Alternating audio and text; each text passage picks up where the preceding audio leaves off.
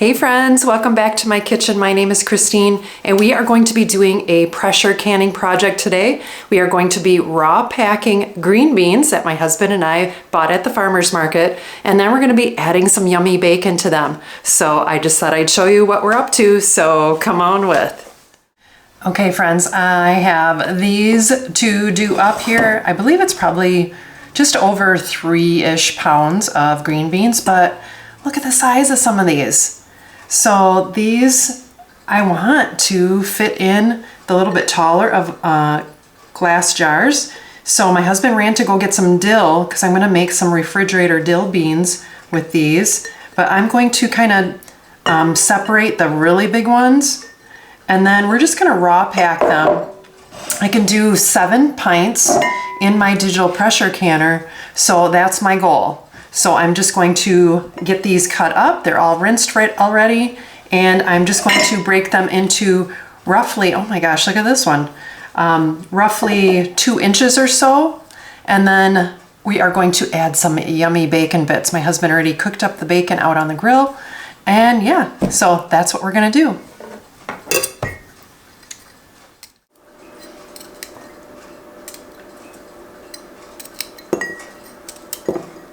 Okay friends, I'm just down to the last little bit here, and I'm not going to have enough to do my dilly beans like I planned, but that's fine. So I'm going to get these cut up, and then I'm going to get the bacon chopped up finely and get those in the jars, and then we're going to get to pressure canning. Okay, so I have the bacon here. I've got my 6 jars of green beans, and I've seen people just use scissors to cut up their bacon. So I'm gonna give that a try. And what we did was we actually, from a local butcher, we ended up buying some bacon ends. So those are a little bit thicker, and then we just have regular bacon. So I'm gonna start with the regular bacon, and my goal is to put at least probably a tablespoon and a half or so of the bacon into each of the jars. So I'm gonna get cutting here. Yeah, that works great. So a nice little hack.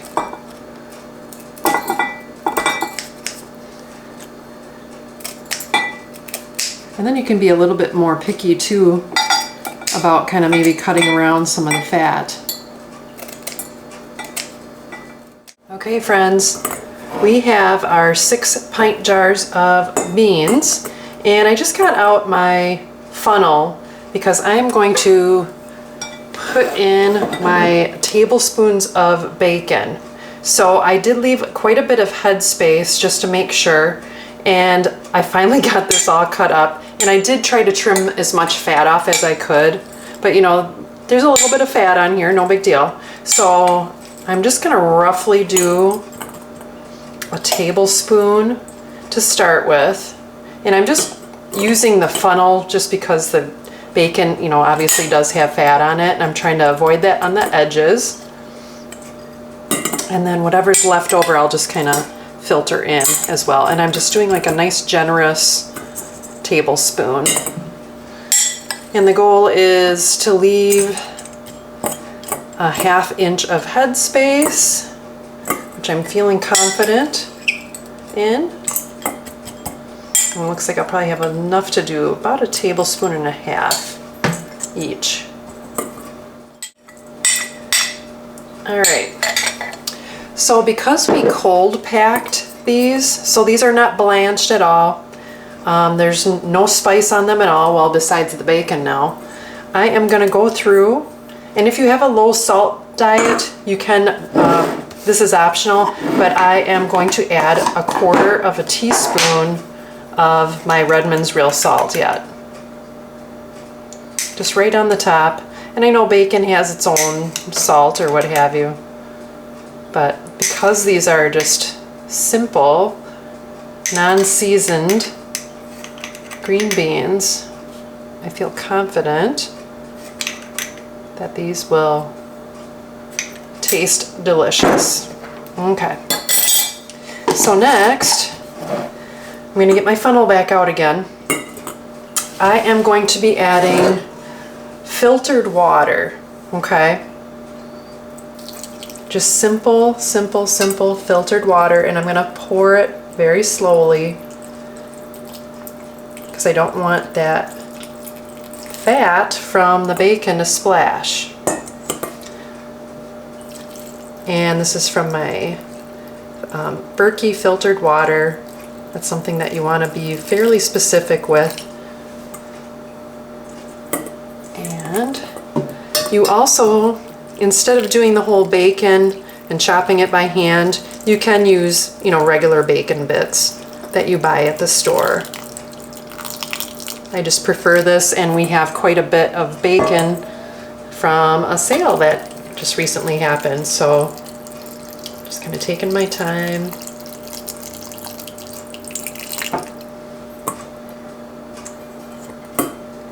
And I'm going to go through and bubble pop these and see where the water level is.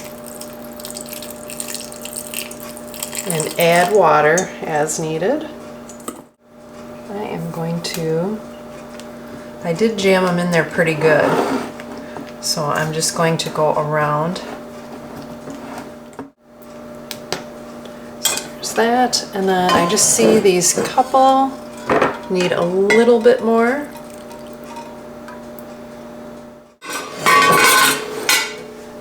So then we want to wipe the rims.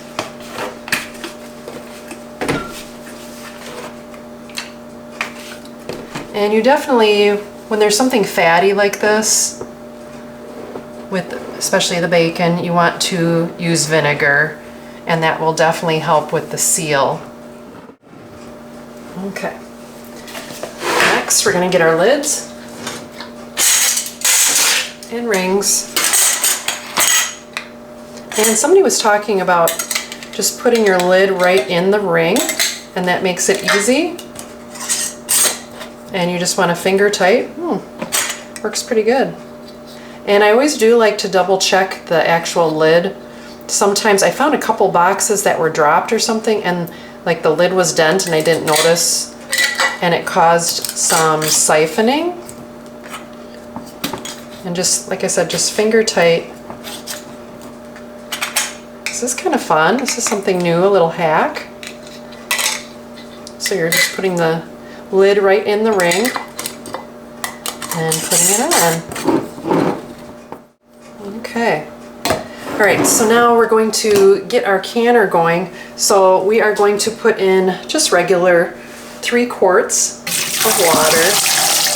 Oh dear.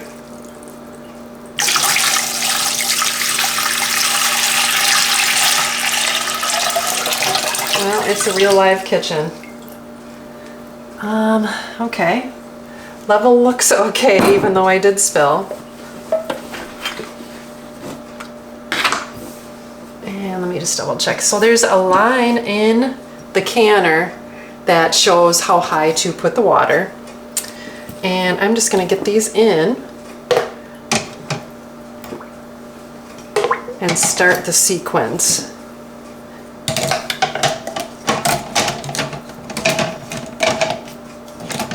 Alright, yeah, that definitely made a mess.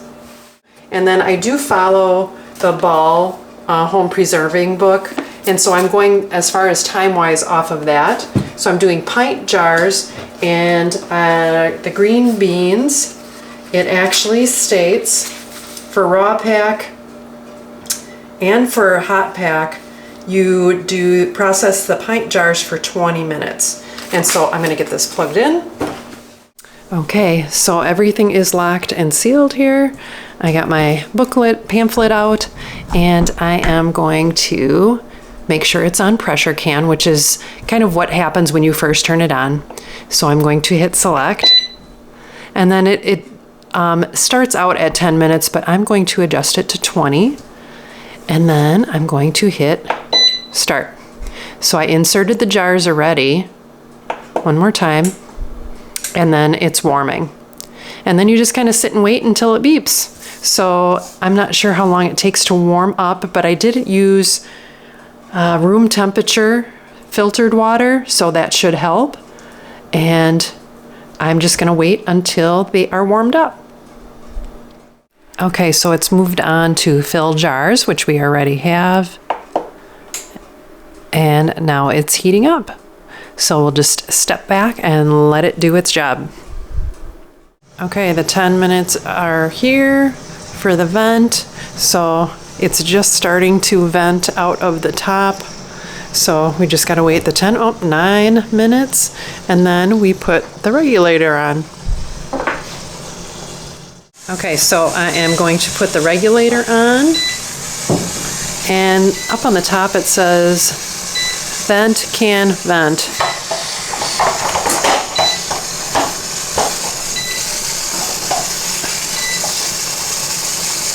Okay, so I put it on, and I'm gonna, there we go, there's our 20 minutes.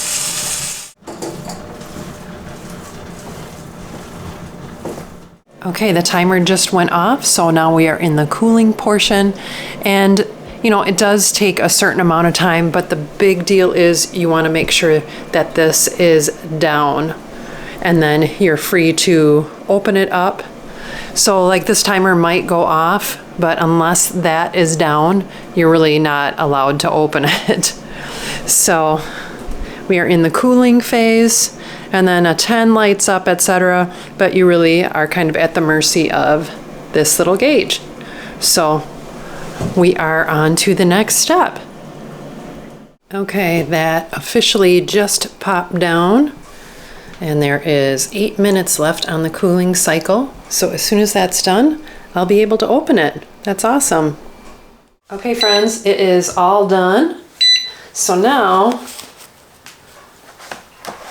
you just do this, you open it this way. Oops, you gotta pull that back.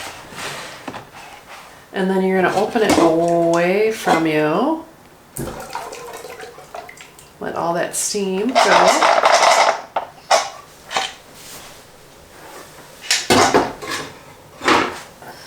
And switch hands here. I'm gonna get these out and resting. Oof, they are boiling.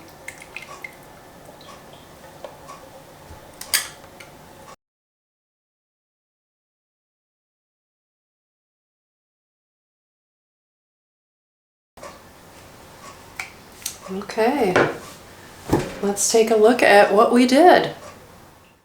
Okay friends, we yielded 6 pint jars, which are still bubbling and popping, which I love to hear, from our 3.5 pounds of green beans from our last farmer's market of the season. I am so sad. But then to flavor it up a little bit, we added some crunchy, crispy bacon, and then you can actually use bacon bits, you know, bought at the store if you'd like. And then we added just a little bit of salt, which is also optional, just like a 1/4 teaspoon. And so voila, we have some side dishes to go, which are not taking up any freezer space, which is kind of the main point. So I do love my digital pressure canner, and you know, the holidays are coming. So maybe put that on your list because it does water bath canning and also pressure canning. It is a wonderful machine that you really don't have to babysit very much. So I'll leave a link down in my description below, and then I'll leave a few other videos so you can check it out. The water bath canning and more pressure canning with this unit. So I do appreciate you stopping by my little channel, and let me know down in the comments below what you are still canning up from your harvest. I'd love to hear all about it and set some goals for myself for next year. So thanks for stopping by, and I will see you next time on Christine's Routines. Take care and God bless.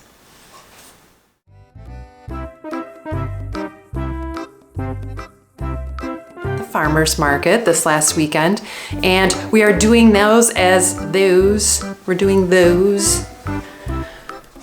Okay friends, oh, again, we did 6 pint jars, which are still boiling, and then we added about 1.5 tablespoons of bacon. That's what it is, bacon, bacon, bacon.